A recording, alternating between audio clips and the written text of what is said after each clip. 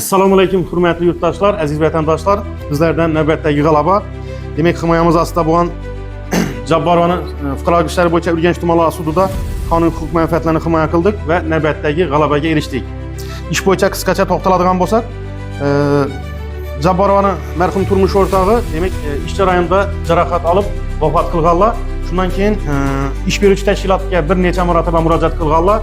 Demak, o'ziga yetkazilgan kompensatsiya to'lovlarini to'lab berish bo'yicha, lekin ish beruvchi tomonidan kompensatsiya to'lovlari o'z muddatida to'lab berilmagandan keyin, demak, fuqarolik ishlari bo'yicha Urganch tumanlariga murojaat qildik va g'alabaga erishdik. Natijada sudning qarori bilan da'vogar foydasiga javobgar ish beruvchi tashkilotdan bir yo'la tushadigan nafaqa pullari har oylik zarar to'lovlarini undirish bo'yicha, demak, sudning qarorini qabul qilinishga erishdik. Bu bo'yicha hozir himoyamiz ostida bo'lgan Jabborovni o'zidan qisqacha fikrlarni eshitamiz. Assalomu alaykum. Mening turmush o'rtog'im ish jarayonida baxtsiz hodisa sababli vafot etgan edi.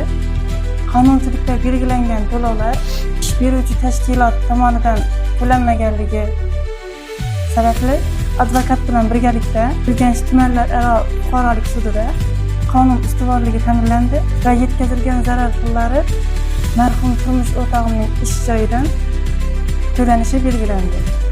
Katta rahmat va minnatdorchiligimizni bildiramiz. Rahmat sizga. Hurmatli yurtdoshlar, aynan shu mehnat munosabatlari bo'yicha sizlarda qiziqtirgan yoki sizni qiynayotgan savollar bo'lsa, bemalol bizlarga murojaat qilishlaringiz mumkin.